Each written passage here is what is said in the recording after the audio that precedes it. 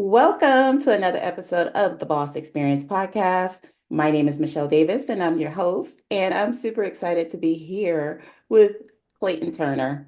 And how you doing, Clayton? Hey, good. Thanks, Michelle, for having me. Oh, How- thank you for tuning in. And Clayton, I haven't known him that long, but I knew it was something amazing about him when I first, the first time I met him, which was officially a couple of months ago at a mastermind. And, Clayton, not only is he a phenomenal cook and salad maker, I as was we cooking all for the learned crew. as a group, part of our group cohort, he decided, volunteered to cook for us. And, we got to learn, just what an amazing guy he is. Now, Clayton started off in the military, and he went from military to entrepreneurial success. This season, amazingly, is all about business planning. And Clayton, he's mastered that because he went from being in the Navy to, being able to exit his company. And I'm going to let him share more about that. But when we think about business planning, a lot of us are looking at like, how do we launch? And Clayton, he viewed it from a different perspective, which I don't want to just launch. I want to exit. And I don't want to just exit, I want to exit as a millionaire. So I'm going to let Clayton share his story, um, and share how he got to that point because he has a lot of knowledge related to acquisitions and, online sales. What is it, 30 million in online sales? For a lot of us, that's unfathomable, because we're thinking like, wow, that's where we want to be. So, how did you make that transition from Navy to entrepreneurship? Yeah, that was I was a stint in corporate America in between there. I came out of the Navy, not I just knew I wanted to be in tech. That's all I knew. I figured that was my path. I was very technically oriented. For the last year, I was a navigator on a aircraft carrier in the Navy, and then for the last year, I volunteered with the IT department. I said, "Just give me everything IT related you need help with. I'll shadow you. I'll fix stuff, whatever." So when I was in the Navy, my last year in the Navy was learning basics of computers and software and some coding, and then when I came out, I just blasted my resume to everywhere that I could. And I happened to get picked up by GE, who was rolling out an international rollout of new sales software. And um, I went in there with my suit and my fresh out of the military bearing, and they immediately said, "Oh, okay, you might be good for our New York office." And so I went and interviewed with the executives from New York, and I was like, "Well, what's going on?" And they're like, "Well, we need a liaison between the IT department and the C-suite to roll out these new apps because they do not want these new apps, and we need somebody that can help with getting the executives with the apps. And you have that good military bearing, and yes, sir, no, ma'am, and we think that you might be good, you know."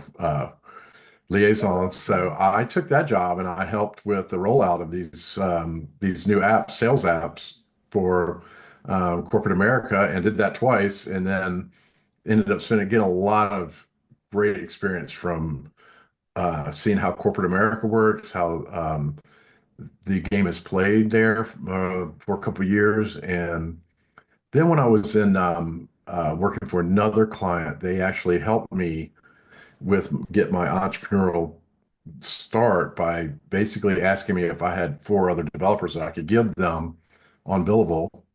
And I basically helped them. I found four um, people that could be billable for them. And I ended up hiring those people and then farming them out to my clients. So one day I was sitting at a stop sign. I was like, a stoplight, and thought I was in a rush. And then I was sitting there calculating. I was like, shoot, I got four people on Billable right now. I'm making $50 an hour. I'm making $200 an hour right now. So that means like for every minute I'm sitting at this red light, I'm making like $10 a minute or whatever. It's like, I'm not rush. I'm okay. Wow, this is pretty cool. That was my first entree into, okay, so if you get people to do stuff for you and you figure out the solution, you find the need, and then you figure out the solution, then you can actually be a conduit for helping, uh, as Hormozy says, helping rich people solve problems. And that was my first insight to that. And I was like, okay, I can help rich people solve problems. I'm tech and I know people. I can do this, and I can negotiate. I can do the sales side, and I can motivate the team to deliver what the client needs. That's how I started this whole entrepreneurial journey. And so I did the agency work for a while. I had it's basically a staffing agency, an IT agency, integration agency, and then got into marketing. And once I got into marketing, started figuring out how to drive traffic to these companies' websites, and I started taking on smaller businesses, SMBs. And once I figured out how to drive traffic and rank these companies, and basically that was the huge eye opener, transformative experience. Like these, and back then, I remember as there was no, it was SEO was the leading nominant. You wanted to be number one, two, or three in your organic search results. So I was able to make some of these companies go from page two to position one, two, or three within a month or two. And that was a game changer. That was my eye opener to go, okay, if you can drive traffic, you can drive results, and you can get a company ranked or a product ranked. That's where the real money is. So I started doing the agency work for a while, and one of my clients, who owned Contractor Training Center, came to me one day and he said, you know this company, you know all of my products because I wrote all of his product page ads and descriptions and rankings. He said, you know all of my products, you know all of my courses and bundles and everything that I'm selling. He goes, why don't you just buy this from me and take it and just do your thing with the internet? And I thought about it. I was like, you know what? I could do that. But I couldn't. I said, I'd only be able to pay you 5 grand a month. I mean, I couldn't pay. I don't have like hundreds of thousands of cash. He goes, okay, I'll take that. I was like, all right. We pretty much signed a napkin. Then I owned Contractor Training Center. So immediately, part-time started funneling all my resources to that. I hired a course developer, came down to Florida, and I was trying to move to Fort Lauderdale, and then I kept finding people in Tampa, and I found course developer in Tampa, and started adding more products to Contractor Training Center. So instead of having just a handful of training products that we could sell, now I wanted to exponentially amp that up, and that's what I did. I basically took all the courses that we could possibly write and hired a couple of course developers, and we created a ton of different courses for contractors around the country. And then it was like, and that was a Shopify. That was one of the first big Shopify stores, I think, and Shopify Plus Pro plan, whatever. And um, before I know it, we were having 8, 10, $12,000 days, and that was like mind altering to me. I was like, wow, what in the world? I didn't even talk to these people on the phone. There was no sales involved. They did a search. They found my landing page. I found my product page. They went and they checked out and they bought the products on their own. That was another transformative experience for me. And I was like, so if you build it correctly and you do it right, then and your reviews are good, then people will trust you enough to come buy your product. So I went to Vegas. I went to some internet marketing weekends. I spent a lot of nights and weekends learning as much as I can about like driving traffic and product pages in Shopify and apps that could help upsell. And then learning about email marketing, pre-sale, post-sale, like learning all the different ways you can monetize and create more sales just by having that traffic. You have that traffic and you have the client, then that's everything. And you get the email address, then you really kind of own that customer. Now, what you do with it is you give them some value and give them something they want and need. And next thing you know, we were doing 1 million a year. And I was stunned, but I was like, no, we still haven't made it yet. Still haven't made it yet. And then we were growing at 50% each year, year over year. Then it was 2 million a year. Then it was 3 million a year. And I was like, yeah, we're not there yet. We're not there yet. And then I think it was year 4 or 5, I was at 5 million a year. And I was like, okay, all right, we're there. I've made it. I can relax. Um, I can like pat myself on the back a little bit because now we truly built something that was amazing. But I attribute that to um, mainly having the right team. I identified the right 2 or 3 people early on who could help me pull this off. And it was real 3 really good professional course developer and ops person who learned Shopify. She didn't know anything about Shopify when I brought her in. I said, I'm going to tell you everything I know about Shopify, and then you go study the rest of it because I got unlimited capacity for learning. So within 3 months, she knew everything. She was teaching me Shopify. And that key hire, those 2 key hires were what helped me propel Contractor Training Center into the stratosphere. And, you know, So I hear a lot of great nuggets, and I hope everyone's, listening to Clayton. So there's a few things.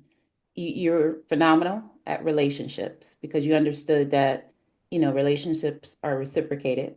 There's give and there's take, and people could look at you and they could say, how to close, you know how to interact, or how to engage with people. And then I heard you talk about a lot about not having it perfect because we hear like, making 30 million in sales. Surely he had everything perfect. But no, you didn't. You fully immersed yourself in whatever it is you wanted to learn or knew you needed to learn to be successful. And you didn't have all your ducks in a row, but you knew how to look at what you were doing and make adjustments along the way. What are some key mistakes that you see people making, because we're part of some of the same Facebook groups, and I'm sure we interact with in this SaaS space, software as a service space, and the entrepreneur space. What are some key mistakes that you see entrepreneurs making right now that's preventing them from actually being able to scale and grow their business? a lot of them are getting ready to get ready, and they're afraid to make a move. They're afraid to make an investment. They're afraid to make a launch, test launch. I mean, everything that we launched, you want your product page to be almost perfect. You want your in our case, training delivery system to be almost perfect, if not perfect. But a lot of entrepreneurs, um, even the ones that are successful to build a 1, 2, 3, $4 million business, a lot of them get stuck and they're like, well, I don't know about going to a new CRM, or I don't know about running ads or investing in marketing. And we already get word of mouth traffic. And, we tried digital marketing before it failed. And for people launching something new or going after new clients, if you're just starting out, it's working basically for free to prove that you know what you're doing, that you can deliver something for somebody, and not having to take charge max retail price for somebody to get started. You need 5 good clients to give you a good reference to get started, and work for them for free when you're just starting out and helping them out. And I see that as on the people that are starting out are the ones who think that they can come out of the gate charging max retail price for their services, and you can't until you have some social proof and some clients that are happy. You go make 5 people very happy, you basically work for free, then you'll find out what you're doing right and wrong by working for those people for free for a month or 2 or 3. But you got to do that. You got to put that in the beginning. You got to put in that sweat equity in the beginning and not pay yourself. You're not going to get paid when you're just starting out. And then when you have started out, let's say a lot of people, and they've hit a certain milestone of success, they kind of stop. They're like, oh, okay, all right, I'm making some good money, but this technology scares me. I don't know about migrating from this system to that system or a new CRM or what is chatbot, what is auto scheduling, I don't know how to hire a VA. Like entrepreneurs doing several million a year get stuck with those questions right there. They they won't get out of their comfort zone and push it to the next level and hire, um, automate their systems, automate their marketing, automate their scheduling. They get stuck. They're scared of transitioning, or somebody in their office is. And that's also what I see a lot. The entrepreneur might be okay with it, but his office manager, who may be 60 years old, does not want to go to a new system. I see that a lot, and they're controlled by their office manager who is reluctant to take on new technology. So that's the ones that have already made it. I see those people as resident to change and not open to new ways of doing the things they're already doing that they know are antiquated. And it just blows my mind because I'm an automation freak and I love IT. I love making softwares talk to each other. Um, and I love to learn it from the standpoint of, okay, I read it, I see it, I hear it, and then I get it off to my team and I say, hey, they say they can make this happen. Can y'all please do that? And let's do it and let's test it. So many entrepreneurs are just afraid to like make change. And that blows my mind too, because the people that get a modicum of the success, they get to a certain level, and it may be one or two or 3, 4 million a year. They'll stop innovating. They'll stop growing. They'll just like, okay, we got it now. Here's our formula. It's fine. Yeah, it takes 3 steps to get our customers at the door, and then we have no follow-up sequence, and we have no reach out for reviews. Well, guess what? You're just waiting for a competitor to come up and just chop you up, and then like excel you in the ratings, excel you on Google Maps, beat you in SEO, beat you in ads.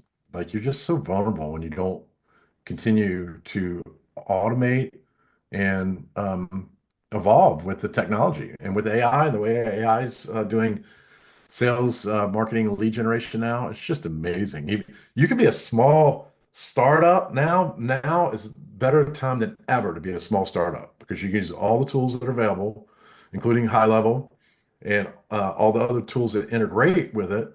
You could start up now and look like a bigger company and work so much more efficient than you could ever before. So it's actually a really exciting time for startups. Absolutely. Now, I see a lot of entrepreneurs on the internet, right? And I seen them kind of show up, but like what is their business without them, their face?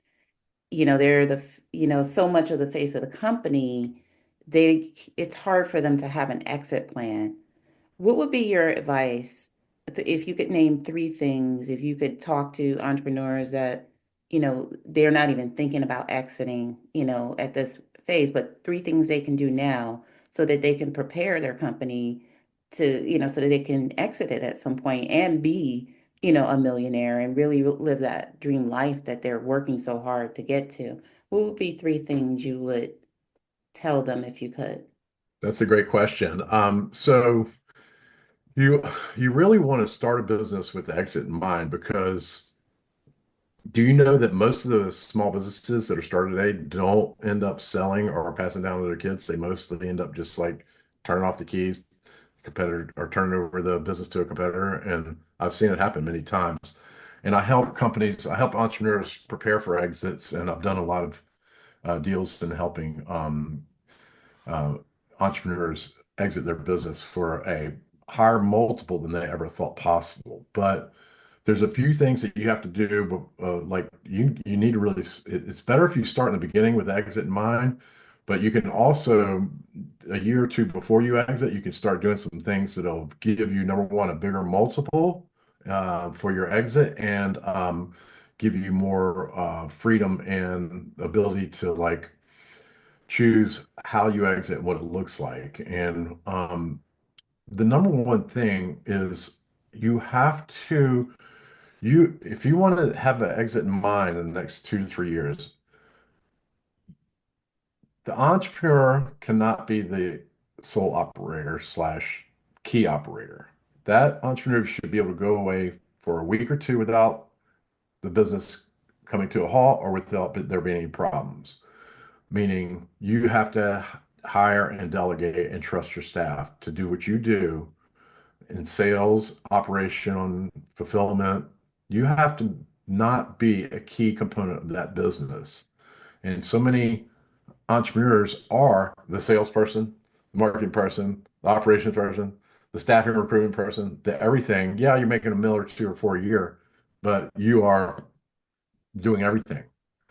You don't want to be in that position when you start looking for a exit and you want to start getting acquired. You want to have a staff that actually does all that for you. Um, so you can remove yourself from the business without the business being impacted. That's the most major thing, and the hardest one for a lot of entrepreneurs to consider. And the next thing is you want to have your books in order. You want your books to be so pristine. You want to have all your subscriptions. And if you have subscription income, you want to make sure that's classified correctly. And that's because that gets you a 10x multiple or more sometimes, depending on what kind of business you have. You want to make sure that your one-off purchases are classed correctly in your accounting. You want to make sure that your expenses are not something that don't have something to do with the actual business. So don't be going out and spending a bunch of money on dinners and travel that aren't related to the business. You want to make the business look as profitable as possible so you'll get the highest return as possible when you go to sell it. And number three is your legal and vendor contracts. You need to have it basically a data store of all your paperwork, all your employment agreements, all your vendor agreements, and all your contracts you've ever signed. Any real estate you've done, the deals you've done with that business needs to have its own data store. You need to have that all in a folder. And you're going to thank me later because when they come in to do diligence on you and your business, they're going to ask for 40 million pieces of paperwork. And if they're all there in that folder, you're going to thank me later because you're like, oh, we got that. We already have it here. This is our lease from here's our um, employment agreement from a contractor we had last year because they're going to ask for it. Anybody you've done business with the last 2, 3 years, they're going to ask for it. Any big real estate deal or anything like that you've done, they're going to want to ask for it. They're going to see it. So build your data store, get your accounting in order so that your expenses are actually reflect your real expenses, not something that you're paying for your daughter's cell phone and you're taking business trips that are actually family vacations that are on the business. And the first most important one is that you can replace yourself, that your staff can run that business without you. The three biggest things. So my audience is, predominantly women and a lot of coaches and consultants.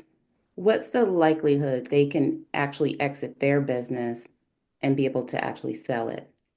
I'm glad you said that. There's a couple different answers, a couple different things they can do to make that business transferable.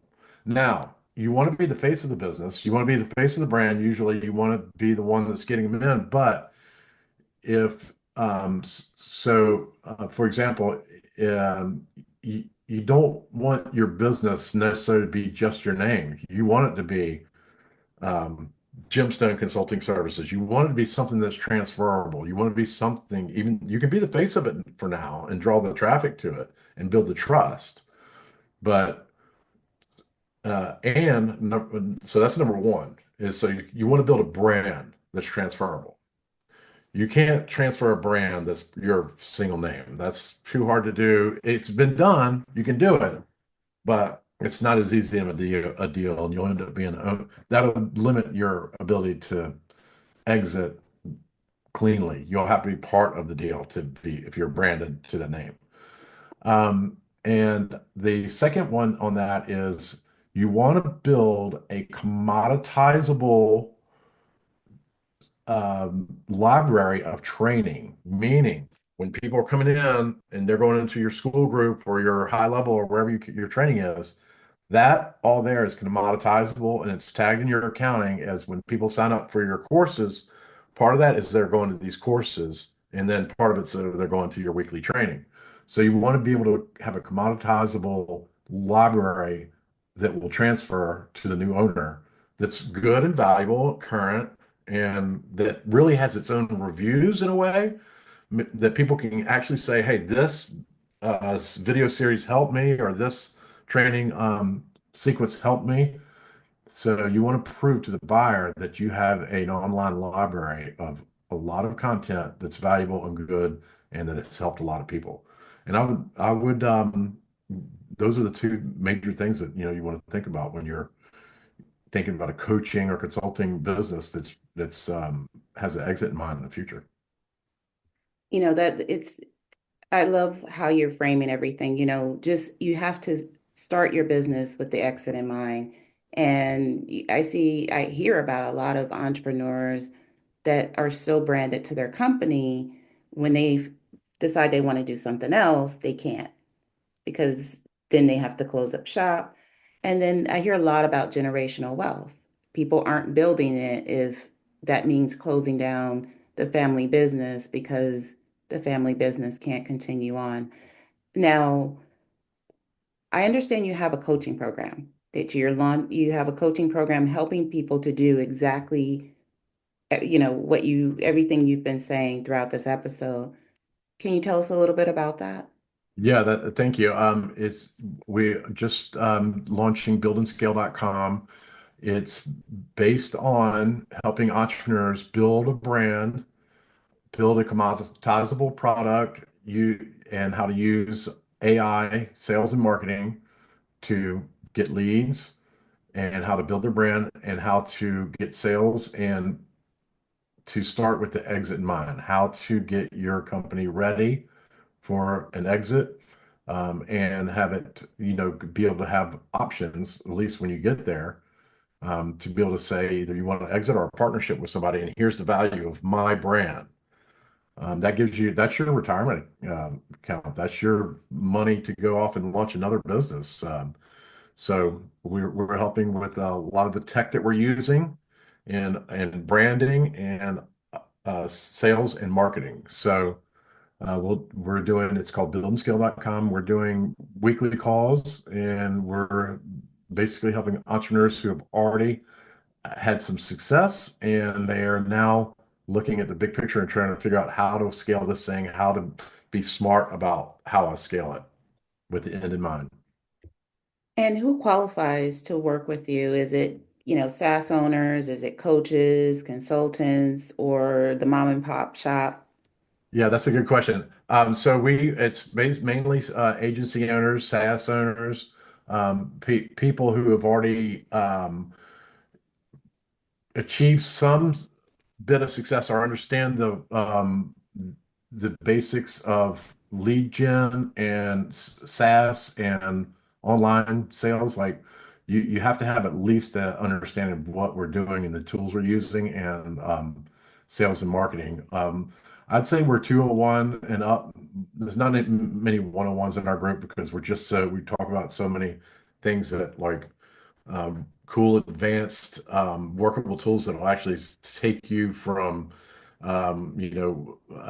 point Y to Z, but not X to Z. So you already have to have a bit of momentum when you come into us. That's our biggest thing that we can do, is help you scale what you've already got going. Okay, awesome, awesome. So if in closing, when you think about the boss experience, what's a simple thought that comes to mind and The what that boss, ex means? the boss experience. I think it's about building and leading great teams, and being able to like deliver great more than satisfactory solutions to your clients. Like that's what I think about. Like when you think about boss, it's about leadership, and it's about like building, right? Absolutely. So how can people find you? So you can get me on Facebook, Clayton Turner. You can see me on buildandscale.com is our new channel for building out this new coaching cohort that we're launching. And I'm available anytime if anybody has anything. And you can contact me there at buildandscale.com. There's a form to fill out. Ping me on Facebook, Instagram, R. Clayton Turner, facebook.com/, R. Clayton Turner. And yeah, we like talking to entrepreneurs and helping people out. And I've been traveling the world the last year or two, meeting people from all over the world, and it's been great. And that's how I met you in Orlando. And I ended up being the cook, by the way, because I was the first one to bed and the first one up in the morning. So That's probably everybody, the Navy in you, probably, right? yeah, We were all yeah, sleeping in. It was about how many of us was it was about what, 15 of us there? yeah, yeah. So Yeah. I'd be going to the store at 6 in the morning, then cooking 6:30, and then I'd go into lunch and then like so and yeah, we were always hungry anyway. So I was like, well, I'll just start cooking. Like, but it was a good weekend. And that's another example of like get out and meet people, other entrepreneurs and exchange, I tell some of my the people in my groups, I'm like, you gotta go out and meet people. You gotta go out and see how they do things and talk to other people and get in their network. And it's all about building your network and your the leads and everything else will follow. But I enjoyed meeting you and I appreciate you having me on.